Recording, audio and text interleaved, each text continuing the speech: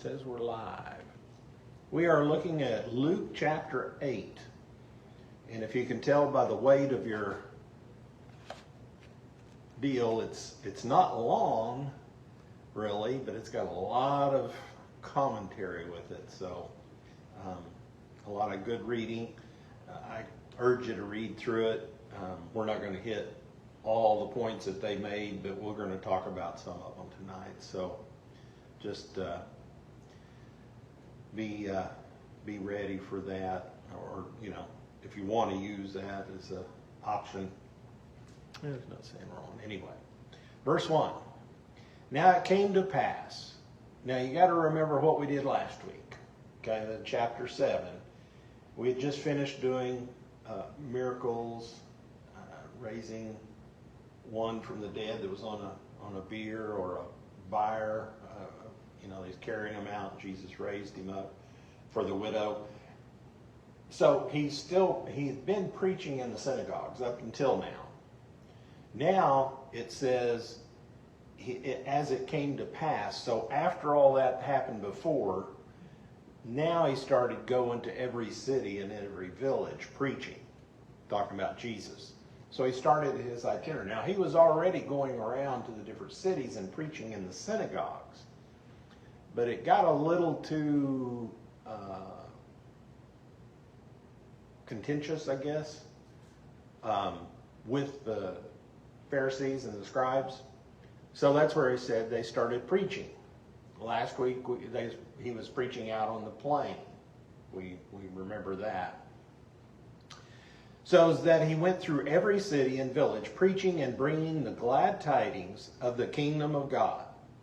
And the 12 were with him, the 12 disciples, and certain women who had been healed of evil spirits and infirmities. Mary called Magdalene, out of whom had come 7 demons, Joanna the wife of Chuza, Herod's steward, and Susanna, and many others who provided for him from their substance. We've seen that when we watched The Chosen. A lot of people don't ever maybe even think about it. Jesus went around, and it's a ministry. He's not asking for offerings or anything, they're not like that. But he had different people that provided for them. Of course, he had fishermen there with him, so they didn't, whenever they was around the Lake of Galilee, I'm sure they had fish. But when they're in the country, they don't have that available. And we have these 3 ladies that are listed here. Mary was the first one, Mary Magdalene. Mary, and it says called Magdalene. They think they called her that because she was from the town Magdala. Okay, there's a town up there in Galilee called Magdala. And they think that may be where she got her name. Okay, because Mary was a pretty common name.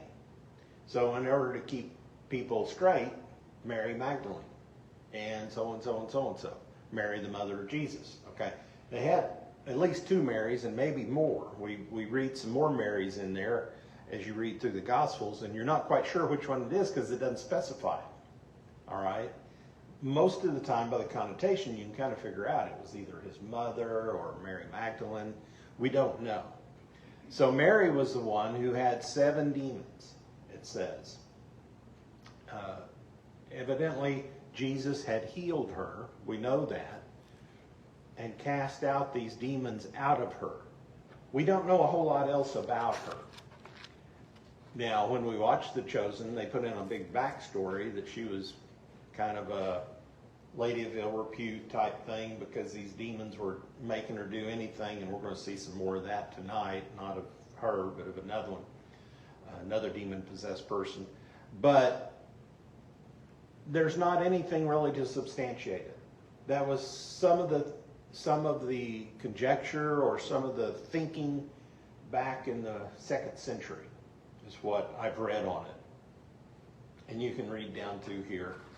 It says, the Christian imagination has made free with Mary, mostly seeing her as a beautiful woman whom Jesus had saved from an immoral life. But there's nothing whatsoever in the sources to indicate she was immoral. She had just fell into... Now, typically, okay, this is not particular her story, but typically, whenever somebody has demons in them, they have been in a situation that caused those demons to come into her or be allowed into her, whether it's drugs or psychedelic things like that, or incantations.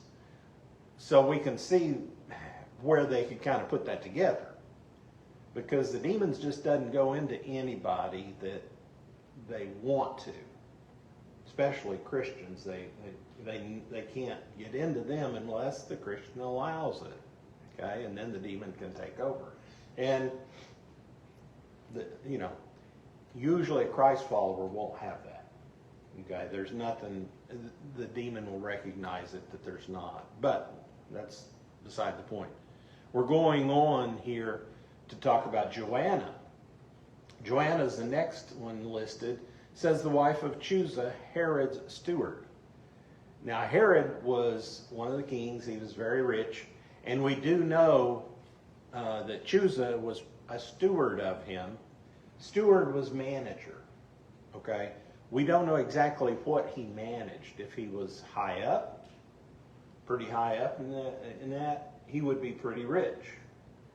And then his wife, being part of, married with him, she would have access to that wealth and be able to contribute to his service. And Mary Magdalene also, she contributed. Okay? And then it talks about Susanna. And we don't have a whole lot on who Susanna was. This, I think, is the only time that she's mentioned in the Gospels. So we don't know. Now, one interesting thing that I did read, one commentator said that back in 7, when I was talking about the dead man, the widow with the dead men, it wasn't him, it couldn't have been because she was a widow. But one of the sons that was raised from the dead, one postulated that was Chusa's son. Okay, that Jesus raised from the dead. Well, that would sure make sense if he'd be following him and his wife would be following him. We don't know that for sure. That's what somebody postulated. It's interesting to think that. Some reason gave Joanna a right or a following of it besides it. There's always something that makes a turn, okay? Turn in somebody's life to make them follow some. So they gave them, provided for him with their substance. As they traveled around, they traveled with the disciples and the women. Most of the time, I guess before I started watching The Chosen, I just thought it was the 12 disciples. Or even the 70 disciples at first. But you didn't really think about the women traveling. But it here it's indicating that the women provided for that. And they may have sometimes traveled with them because they're related in the stories.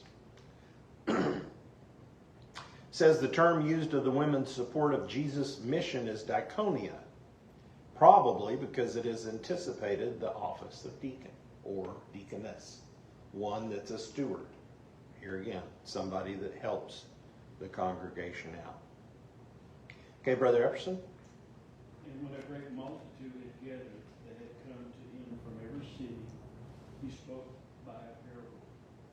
A sower went out to sow his seed, and as he sowed, some fell by the wayside, and it was trampled down, and the birds of the air devoured it. Some fell on rocks, and as soon as it sprang up, it withered away because it lacked moisture. And some fell among the thorns, and the thorns sprang up with it and choked it.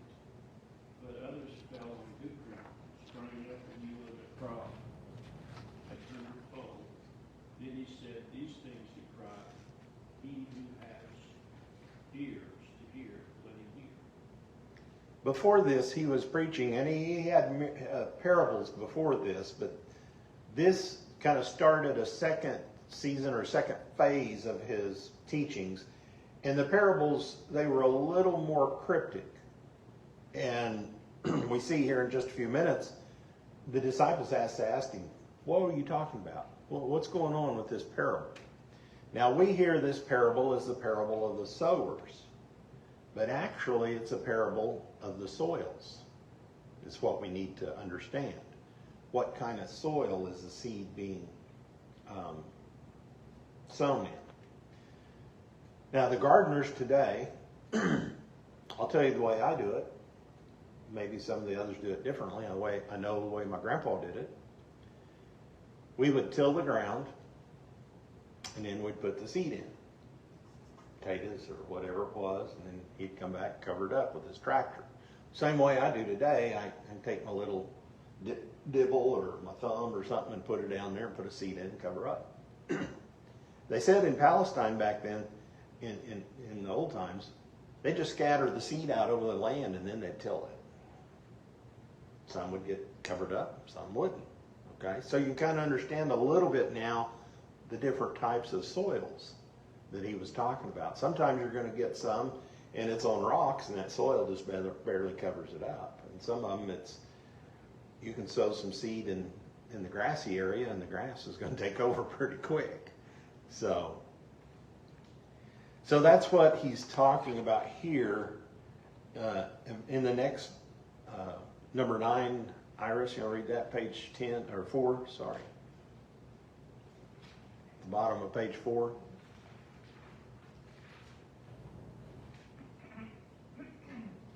Then his disciples asked him, saying, "What does this parable mean?" And he said, "To you it has been given to know the mysteries of the kingdom of God, but to the rest it is given in parables, that seeing they may not see, and hearing they may not understand." Okay. Now you'd say, reading this, you'd say, why is he doing that for? The Pharisees had already, up until then, the first 7 verses, 7 chapters that we've read, and also the rest of the Gospels we've read back and forth. At a certain point, the Pharisees started turning on him. And we saw that last week, even the chapter before that, where they wanted to kill him. They were trying to start to talk to say, how can we get rid of this guy? He's starting to do mysteries. He's starting to do miracles, things that we don't understand. And he's showing us up. So that's why he shifted a little bit into telling these parables. Now the parable about the soils, the one sounded like it was on a path.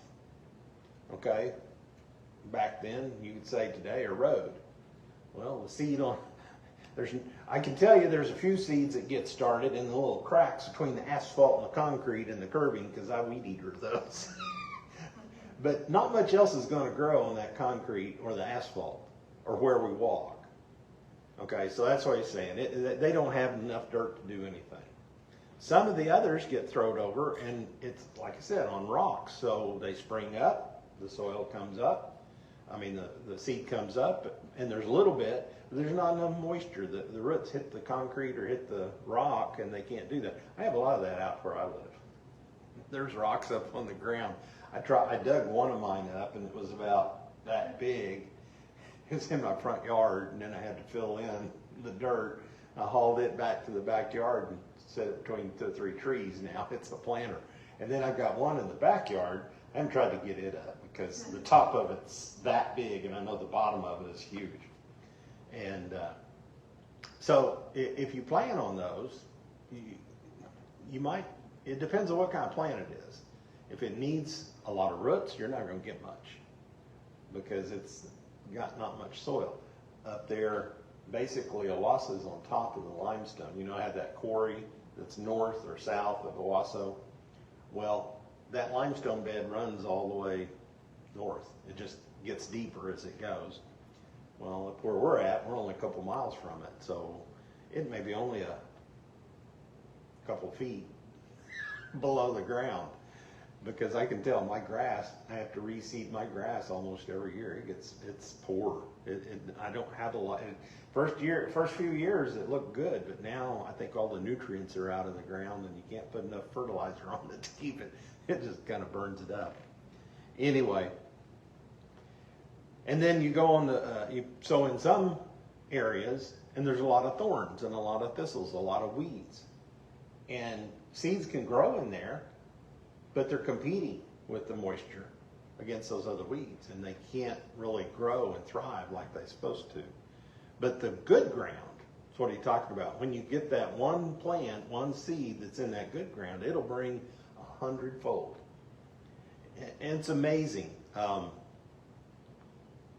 Tammy brought me some okra seeds here the other day, and I haven't planted them yet. I'm getting ready to. But an okra seed, pepper, any kind of plant just about has more than one seed in it. Now, some of the fruits only have one seed, but just think of an okra seed. You cut that open, and there's a whole bunch of those little things in there. And if you wanted, you just scrape those out, and you have seeds for next year. Okay? But one of those seeds will make a plant, and you may get, 10, 20, 30 pods of okra off that one plant, one seed. And that's what Jesus is talking about here. There's different soils. We can go and our job is to kind of cast the seed. There's going to be good soil. There's going to be bad soil. There's going to be other soil. Ours is to cast the seed out. We're the sower, but we have to try to get to the right seed or the right soil. But some will. Some will grow great, and some won't grow great. We got to understand that. Sometimes we, if you look at that, even in any kind of, you plant all your seeds, and they always tell you plant probably twice as more as you're going to have. Like on okra, it said plant them 6 inches or 10 inches or whatever you want to plant, and then thin them down to about a foot. Because you got too much, and they're going to compete. They're not going to make as much as they can. You'll still have a bunch of plants, but they may get diseases and stuff because you don't get enough wind in there. Too much on gardening, sorry. But it's that's why he's telling the people this. He's telling them these parables. For those that understand it, he's trying to tell them, they'll take it in and they'll get it. But to those that aren't, because some of them had already came to him and they've already gone away. Some of the things that he started doing is too much for them, okay? And they can't believe it. They can't. Pharisees have already kind of left him. Yes, he has a few Pharisees that are following him even until his death. Nebuchadnezzar. Not him, he's too old. Gosh, can't even think of his name now. What is it? Somebody call his name out. Nehemiah? No. Anyway, Joseph of Arimathea, we know he was one. Nicodemus, I'll get it in a minute. We know Nicodemus was one. Some other Pharisees are mentioned, but not by name, so we don't know. But a lot of them didn't, okay? Do you want to read tonight, Malia? Okay, if you want to. It's on page 6, down at the bottom, 11 through 15.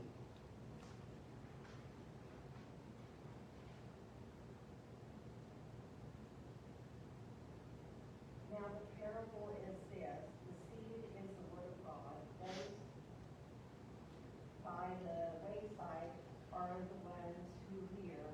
Then the devil comes and takes away the word out of their hearts, lest they should believe and be saved. But the ones on the rock are those who, when they hear, receive the word with joy. And these have no root, who believe for a while, and in time of temptation fall away. Now the ones that fell among the thorns are those who, when they have heard, go out and are choked with cares, riches, and pleasures of life, and bring no fruit to the tree. But the ones that fell on the good ground are those who, having heard the word with a noble and good heart, keep it and bear fruit with patience. Okay.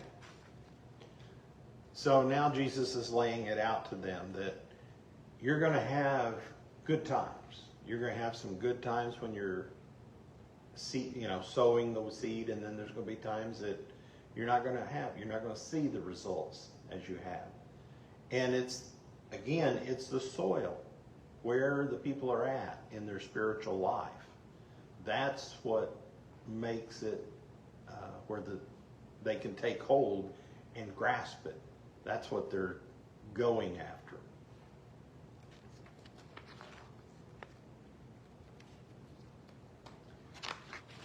And we jump all the way over to page 10. 16 through 17. No one, when he has lit a lamp, covers it with a vessel or puts it under a bed, but sets it on a lampstand that those who enter may see the light. For nothing is secret that will be revealed, nor anything hidden that will not be known and come to light. So he finishes up one parable and he starts on another, or it wasn't really another, but he's saying something that if you have a light, you put it out where you can get light from it. You don't set it under the bed or set it, hide it or anything like that, because you want to be able to see. And that's what, again, that he's telling them, because nothing is going to be secret. The Son of God already knows our hearts, he knows our minds, he knows everything about us, and we need to get ourselves into a place where we can receive that seed and receive that. Be that good soil that when we hear it, it will reproduce in us. Okay, and we will take it from there. Brother Epperson, go ahead. Therefore take heed how you hear, for whoever has, to him more will be given, and whoever does not have, even what he seems to have, will be taken from him. Okay. Seems harsh, doesn't it? But it said it is dangerous to hear God's word in too passive a way, without engaging the word with the mind, the heart, and the will. To be hearers only of the word and not also doers means destruction. And there's Charles Spurgeon, in one of his messages, it has these comments: hear attentively and read tentatively. Hear believingly and obediently. Hear candidly and honestly. Hear devoutly and sincerely. Hear earnestly and spiritually. Hear feelingly, sensitively. Hear gratefully, prayfully. We have to, I catch myself, I'll say it this way. I catch myself, I can be reading something and I have to turn around and read it again because my mind was off doing something else. I read an article and I'm interested in it the first, paragraph, but after that, if it doesn't hold my attention, oh yeah, I can read the rest of it, but will I retain any of it? No, probably not. Not very much of it. So I have to focus on that. And one of the ways I do it is I try to get everything quiet. If I'm reading or whatever, I can't do like some other people do. Some people can have the television go on, the radio go on, carry on a conversation, have the phone go on, and be doing all this at once. I can't. I don't multitask like that. Because I will not be paying attention when I need to be. So, okay, Iris, on page 12. Then his mother and brothers came to him and could not approach him because of the crowd. And it was told him by some who said, your mother and your brothers are standing outside, desiring to see you. But he answered and said to them, my mother and my brothers are these who hear the word of God and do it. Okay. Again, this seems a little like put offish. But right then what he's doing is he's doing the word of God, what he's supposed to be doing. Does he talk with his mother and his brothers? Yes. But we know at this time, his brothers, they don't believe. We read that back in another few scriptures or another chapter, and in some of the other Gospels, we've seen that they don't believe until after he dies and is resurrected. Then a couple of his brothers that are mentioned, Jude and I think it was Jude and James, they become very attentive. They become very, James was actually the leader of the church for a while, his half-brother James. And so we see that until that time, yeah, they wanted to talk to him about something, and who knows what it may have been about. It may have been, you need to calm this down. You're bringing too much attention to yours. We don't know what it was. You're riling up the crowd, so to say. I don't know. I'm saying that, okay? But some reason he wanted to talk to the mother and brothers wanted to talk to him. But he said, right here is the people I need to be talking with is right here. He wasn't putting his mother and his brothers down, but they're the ones listening. He knew his brothers aren't going to listen because he's already told them, we're not believing who you are. Now his mother was, but his brothers and the rest of his family that was there, they weren't. He was saying, this is my family now. This is what I have to do.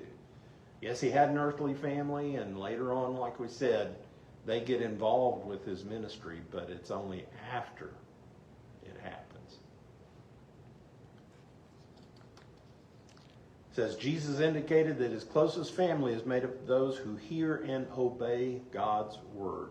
We draw close to Jesus by hearing his word and doing it. In doing so, we gain a closer relationship with him than even a normally understood family relationship. There's some families that they may not talk very much, okay, during the year or whatever. But when they get together, they talk like crazy. They're fine. They talk.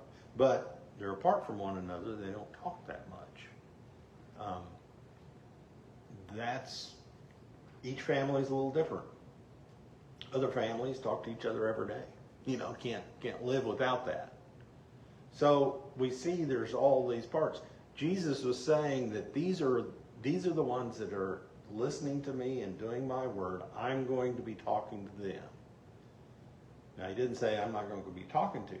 Okay, he didn't say anything like that. I'm sure later he had time for them. Again, that's just me. But it says the most natural way to understand brothers, some people take it that these were brothers of sons of Joseph before he married Mary. I don't know if you've ever heard that. Especially the Catholic Church believes that those brothers, because Mary was a perpetual virgin. Well, it's not really indicated in the Bible and not really said. So the Catholic Church says that, and that's where a little difference comes between a lot of us. But it says there's no indication that was the case, that these were his half-brothers, okay? Because Mary and Joseph, Mary was his mother, but Joseph was not his father. Earthly father, I'll say it that way. Okay, Iris, did you read that one? Did you read that one? Did you read that one then? I don't remember. I just read one. Okay, I thought you did. Sorry. Malia, it's on top page 14. Oh, okay. Now it happened on a certain day that he got into a boat with his disciples, and he said to them, let us cross over to the other side of the lake, and they launched out. But as they sailed, he fell asleep, and a windstorm came down on the lake, and they were filled with water and were in jeopardy. Okay. Tells us a few things here that we see again Jesus' humanity. He's been going full strong. He's been going 100%. Okay. He gets tired. We see before it said that he went off to the mountains. After he healed all these people, then he went off to the mountains and prayed all night. And then he come up the next day and did all this stuff, again. Here, he's tired and he's resting. He goes to sleep in the boat, in the storm, and the winds and the rain's going on. So we see a little bit of humanity here. But they should have listened to him. What did he say?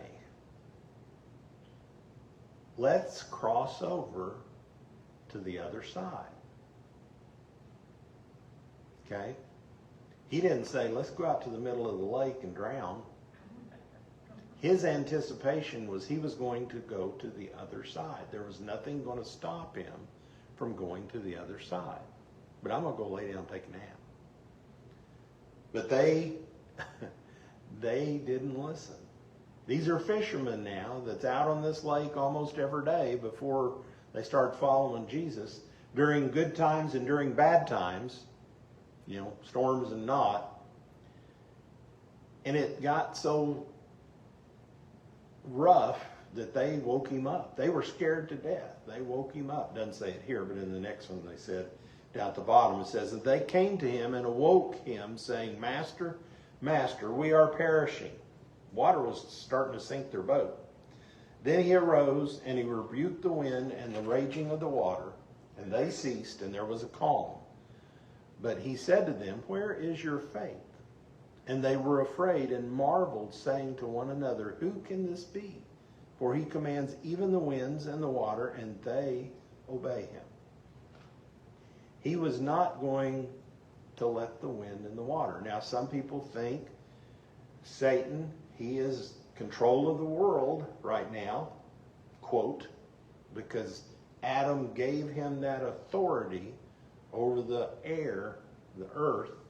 They think that he caused this to happen. He said, look, I can sink that boat, and I'll sink all of his followers, and I'll sink him too. I'll take care of this Jesus character. Maybe, I don't know. We don't know. But anyway, this rose up on the seas, this storm, and all of a sudden they woke him up, and Jesus, I mean, even the, you know, the sloshing of the water and everything didn't wake him up.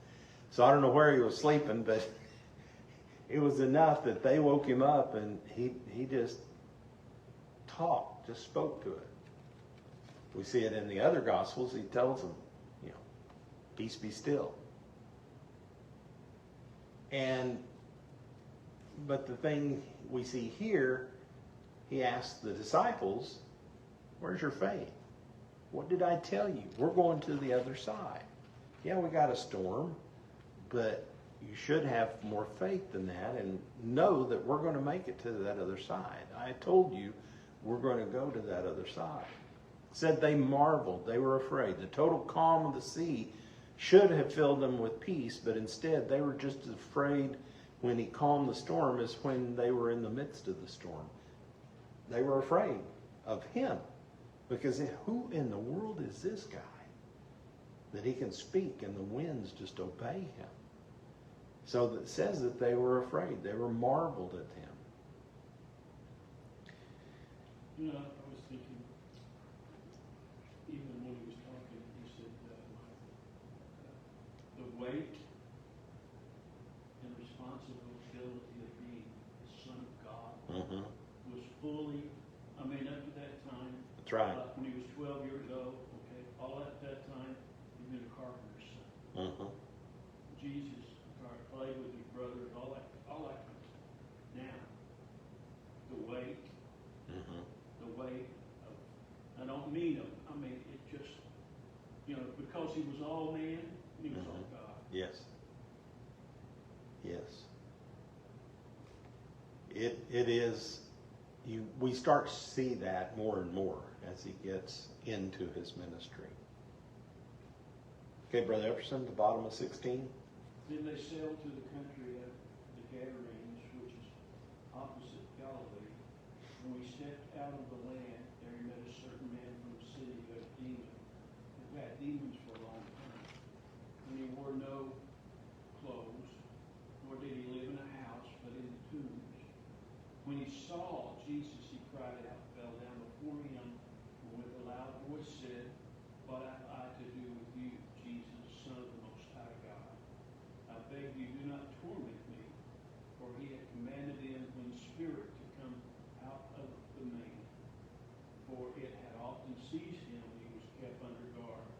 Bound him with chains and shackles, and he broke the bonds, and was driven by the demons into the wilderness. Okay. So, we don't know what, they went to the other shore, and then it says they went to this place, the place of the Gadarenes. We're not really sure exactly where this was, but it's kind of a little bit further away. They think it was on the eastern side of the Galilee, of the lake or Sea of Galilee, because that was the Gentile side. And there were more Gentiles in that area. There were also Jews, but there was a lot of Gentiles in that area, and they think that this is probably most likely where it was, as what they call the Decapolis. So he met a man, there met him, a certain man from the city. So he came out to, this guy that was demon possessed came out to Jesus when they started coming to the city. And, okay, we're going on a trip, and the guy walks out, and he's not wearing a stitch of clothes, and he's starting to, what are you going to think? You know, we're not going to think too highly of the guy. It said that before they had seized him, chained him up, tried to keep him, you know, and they couldn't keep him. He'd break the chains, break the bonds that he had, the shackles, and he ran off, and he's living in the tombs. Okay, the tombs are where the dead lie. Why would he go live in the tombs? That's where the demons liked it. They were unclean there. Okay, nobody's going to bother them because they're unclean. Nobody wanted to go to tombs or to be around any of the dead people. And so it was more to their liking where they wanted to be. And of course, when he'd come to his mind, he knew that he didn't want to be in the city because they kept trying to lock him up. It said he tormented himself. He was self-destructive. That's what the demons would try to do. They would try to kill the person. Remember the little boy they tried to, that Jesus healed, and another one said, his father said, oftentimes he falls into the fire. They're trying to destroy him. That's what Satan and his minions, his angels, wants to destroy mankind. That's their goal. That's their job. Whatever caused them to fall, which we don't know exactly did, it put a fire in them that they have been, smoldering for thousands of years. And it keeps on, trying to break through.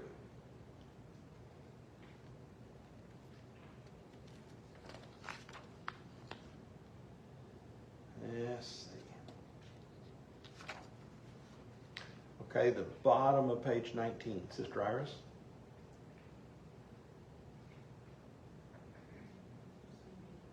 Yeah. Jesus asked him, saying, "What is your name?" And he said, "Legion," because many demons had entered him, and they begged him that he would not command them to go out into the abyss. Now a herd of many swine was feeding there on the mountain, so they begged him that he would permit them to enter them. He permitted them. Then the demons went out of the man and entered the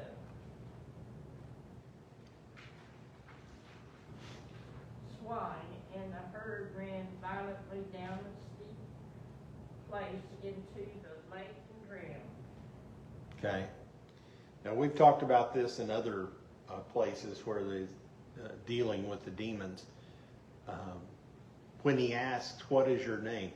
Jewish tradition, exorcists thought that if you knew the name of the demon, that you had power over him. And that's why he called out in the previous one, when he met him, Jesus, Son of the Most High God. We haven't seen that before. Okay? The demon knows exactly who he is, and he thinks he's got the high ground because he's got his name. But Jesus asked him, "Okay, what's your name?" He didn't really give him a name. He gave him a number, basically. Well, we're legion, because you know how much a legion is? We don't know that many demons, but it means a lot, many. A Roman legion had 6,000 troops under it in that group. So there was a lot of demons there. In one of the cases, it doesn't say here, but in other cases where, like I said, in the other Gospels, says that the herd was up to 2,000 pigs. Okay? Now, we don't know if at one demon per pig, we don't know what that was.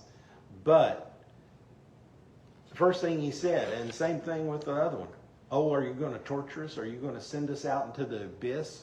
What's the abyss? That's a lake of fire. Okay? We're told that in Revelation, and we're told that in other places, that's where the demons are going to go.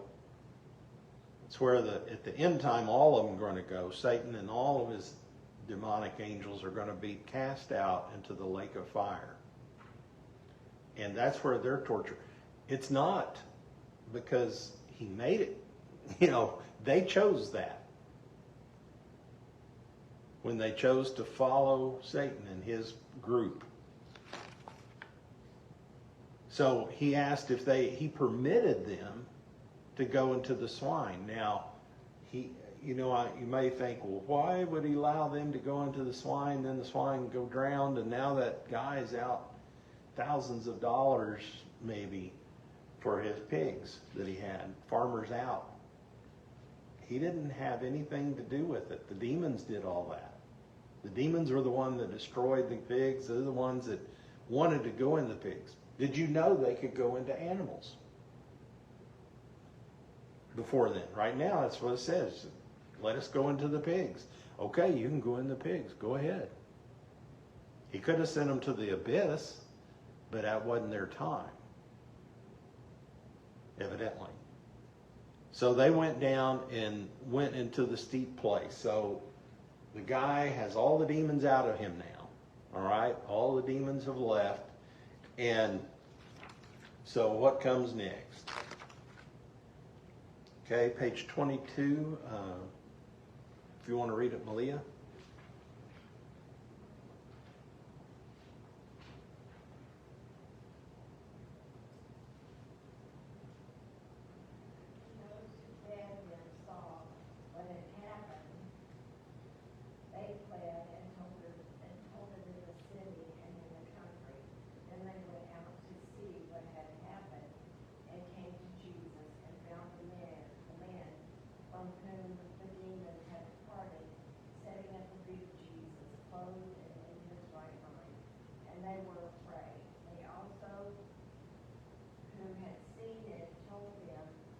What means he who had been demon-possessed was healed.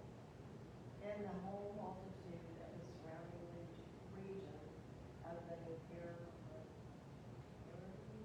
Close enough. Close enough. asked him to depart from them, for they were seized with great fear, and he got into the boat and returned. Okay. So when the guy that lost his pigs, he took off to town, told the townspeople, and the town come up there. They said, "What is this guy? He sent the pigs went and drowned. What's going on?" So they had to go out and hear the story for themselves. What'd they find? The lunatic that everybody knows about, Joe over here. He's sitting there. He's clothed. He's talking. He's in his right mind. It says. What's going on? And they were really scared because they didn't know what had happened. They knew something had happened, but they didn't know what had happened. So instead of doing anything like it and trying to listen to what's going on and what Jesus was teaching, what'd they do? Get out of here. We don't want this stuff. You're sending all these, you're going to kill all our livestock off. He didn't do anything like that. But he, and just think about it. You're talking about animals versus, get into the PETA conversation, but you're talking about animals versus humans.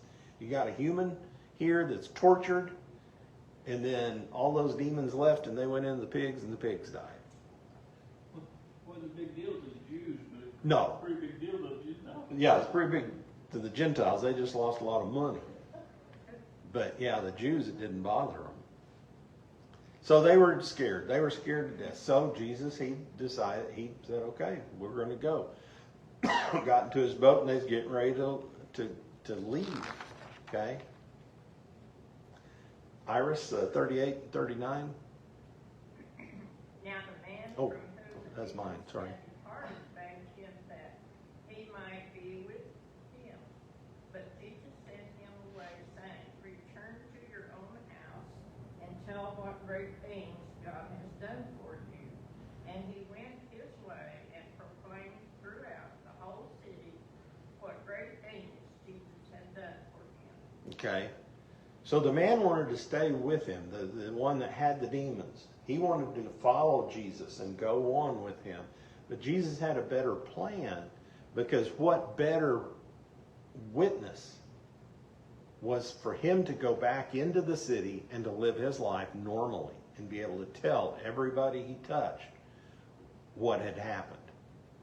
Okay? And then they would start believing. So, yeah, he could have came with Jesus. We don't know exactly if he was Jewish or not Jewish. We don't know. He's in a Gentile area, but either way, he was more for Jesus's purposes. He wanted him to go and do his witnessing to his other fellow citizens there in that city. You can do more for God by going and doing that. Okay? One thing says, this man did not only want what Jesus could do for him, the true change in his heart was shown by the fact that he wanted Jesus himself. Mm-hmm. Right.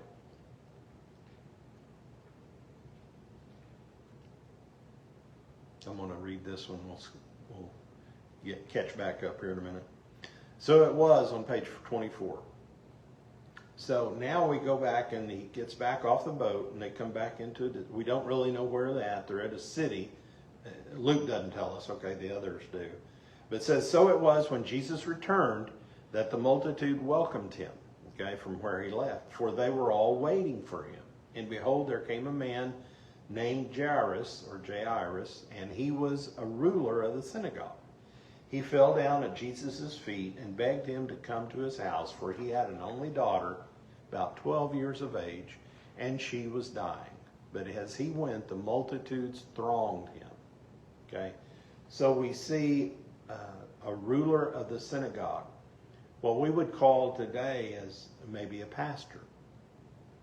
All right? He was the leader of the synagogue. He would get the church ready, set up. He would choose who's going to be speaking, who's going to be doing this, who's going to be doing that. And that's what his sole job was. And he must have been following Jesus to know that he could help his daughter. He could heal his daughter. So he came to him. And he said, and we have a little confusing between the different books, okay, Matthew and Mark and now Luke, a little bit different of the story, but here it tells us that she was dying when he came to her. Okay, just 12 years old, had some of them says pleurism, some type of disease. We don't know exactly what it was, but she was dying. Said when the centurion came to Jesus, we read about a couple weeks ago in a similar situation, Jesus didn't even go into the centurion's house to heal the servant. He just simply pronounced him healed from a distance. Okay, why the difference between Jairus and the Roman soldier, the centurion? The centurion had the faith. He said, look, all you have to do is speak the word, and I know you're okay. You'll do it. Here Jairus said, I've seen you heal people. I want you to come and lay your hands on her and heal her, is basically what he's saying. That's what he's telling him. Come to my house and you will heal my daughter. You can heal my daughter. Still had faith that he could heal her. Okay? But he had to go do something. His faith wasn't, in my opinion, wasn't as far advanced as the centurion's was. Okay?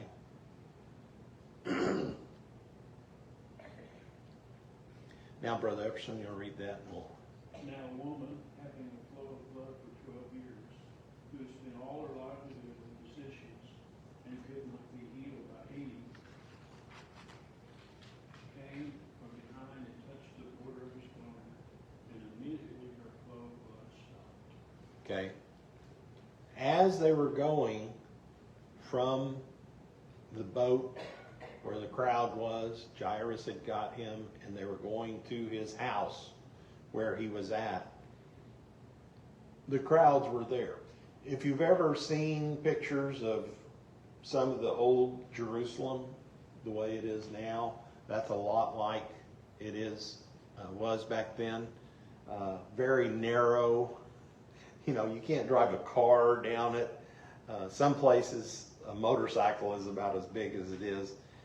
It's funny, as we were visiting in Israel, a lot of times that's what you'd see. We'd be walking down a crowd, maybe 3 or 4 across, there'd come a motorcycle down, and you'd have to step apart for him to come. And it's funny because they let it that way, because over here there's steps, but over on this side it's a slope. So they could, sometimes motorcycles or even cars, there's some cars come, they had enough width, those little bitty cars that come through there, and you'd be walking down through there, and there'd be a car parked right there. I mean, that's where the guy lived, so he's parking his car right there in the middle of the road. Seemed like to us. But anyway, it's very tight. Okay, so they're making his way through. He's making his way through, and it says in another version, not in Luke, but they pressed upon him. Okay, maybe it's in the next one. No, it's this one. So this woman had an issue of blood for 12 years. He tells us, Luke tells us, she'd spent her whole livelihood. She could have been a rich lady. We don't know, but now she's not, because she's had this disease, and because of that, she's shunned. She's unclean. Anywhere she goes, she cannot stay for very long. She's almost like a leper, if you want to say it that case. They were shunning her. Nobody would give her a job. Nobody would give, wouldn't have anything. Her husband probably wouldn't even have anything to do with her. If she had a husband, I don't know if she did. Now, it's interesting here, in the middle of page 26, the ancient rabbis, they had formulas to help women like this. Take of gum of Alexandria, of alum, and of Corus hortensis, the weight of a zuzi, each. Let them be bruised together and given in wine to the woman that hath an issue of blood. Okay? Or, if that fails, take Persian onions, 9 logs, boil them in wine, and give it to her and drink. And say, arise from thy flux. But if that should fail, set her in a place where two ways meet, and let her hold a cup of wine in her right hand, and let somebody come behind her and affrighten her, and say, arise from thy flux. It's the hiccups. Somebody scared her. Okay, that's what they had for how to heal this lady. So that may have been some of the things that she was enduring. We don't know. But the doctors at their time. But all she had the faith that all she had to do was touch his garment. But she had to be careful, because she did not want to make him unclean. All right? Because if she touched him personally, he would be unclean. But what did he touch, or what did she touch? The hem of his garment. And what that is what they say. They wear a shawl that's kind of square and has a hole. They throw it over their shoulder, and it has these tassels running down it. And all she touched was that tassel that was hanging out from underneath his garment. They think that's what it was. So from that fringe or border, says the Greek word kraspidon, the Septuagint term for the tassel which male Jews wore on the corners of their outer garments. It said immediately, she felt it, immediately the blood flow stopped. I think it's not quite the last one, but I'll go ahead and read this, get back in order maybe. And Jesus said, who touched me? When all denied it, Peter and those with him said, Master, The multitudes throng and press you, and you say, who touched me? But Jesus said, somebody touched me, for I perceive power going out from me. Now when the woman saw that she was not hidden, she came trembling and falling down before him. She declared to him in the presence of all the people the reason she had touched him, and how she was healed immediately. And he said to her, daughter, be of good cheer. Your faith has made you well. Go in peace. Okay? Why did he call her out? I mean, one, he knew it. He felt it. All the others didn't have a clue as what was going on. I can see it kind of like it was in The Chosen. You know, they're going down the street, and all of a sudden he just kind of freezes. And he says, somebody's touched me. And when everybody's pushing on you like that in a crowd, yeah, there's lots of people touching you. Who are you talking about? You know? But he may have even been looking at her, saying, who touched me? Wanted her to confess, not as a confession, but for her benefit. When she confessed, I touched you, and now I'm healed. You know, if she had just went on about her business, nobody would have believed she'd been healed, because they wouldn't have heard that. But Jesus made an example of her that you guys got to treat her now like she's healed, because she is healed, just like everybody else. So, that's right.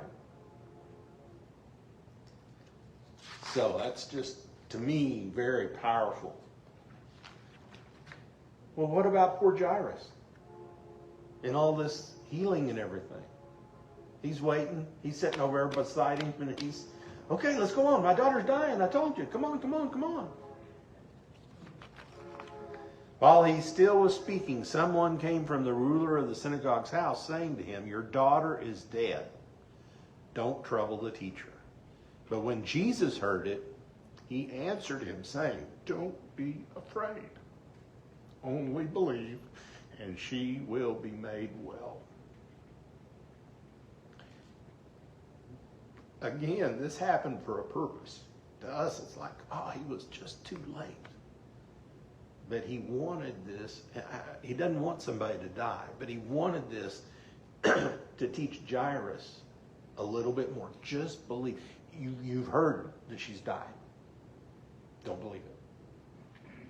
Don't believe it at all. It's going to be okay. We tell people that today, and we don't have that healing ability. It's going to be okay. We do know it will be okay, because even if they die, they're going to be with Jesus. Okay? If the person's a Christian. And that's some help for us today if we're Christians. But for other people, it's not. It's not a comfort so much as that. But Jairus, to him, he was telling him, just give it a little, we'll be there in a minute and you'll see. Okay? So when he came into the house, Jesus, he permitted no one to go in except Peter, James, and John, and the father and the mother of the girl. Now all wept and mourned for her, but he said, do not weep, she is not dead, but sleeping. And they ridiculed him. Who's they? Okay, the people that was in the house. Whenever somebody dies, they got professional mourners that you're supposed to hire. People with flutes, people with, crying and boo-hooing and all this stuff. That's the way they knew that it happened. Because once they died, they mourned them for a little bit, and then they're taking them out the door to go bury them that day, that very day. So they ridiculed, they laughed at him, going from crying and, oh, poor parents, to laughing at him. But he put them all outside. I can see him kicking them out the door. Get out of here. He took her by the hand, the little girl, and called, saying, little girl, arise. Then her spirit returned, and she arose immediately. And he commanded that she be given something to eat. We don't know what anytime you're sick, especially when you're dying, you usually don't eat very much. What did he do? He told her, go give her something to eat. He wanted, even though he'd healed her, she knew she had some needs right away. give her something to eat. So her parents, of course, were astonished. And he charged them to tell no one what had happened. They're in right in the middle. This is the leader of the synagogue, and he's telling them, don't tell anybody. Jesus still wasn't ready to tell the world publicly who he was. These people knew. They'd already had the faith to ask him to come and heal my daughter. Okay, so they knew who he was. But this confirmed it, but again, for some reason, he did not want this until his time was ready. And his time wasn't ready until that very last few months. So many times we've heard that more than once, she's just sleeping. To a Christian, that's what it is. We're just sleeping until time that Jesus tells all of us, wake up, it's time to come. Coming on out. So we don't understand what happens in death to a Christian, but we do know by the story of Lazarus and the rich ruler that immediately he was taken to the bosom of Abraham. So his body may be dead and gone, but he's taken on right then. It said Jairus had 12 years of sunshine. They were about to be extinguished. The woman had 12 years of agony that seemed hopeless to heal. Do you see the difference? Both of them have 12 years, or the similarities.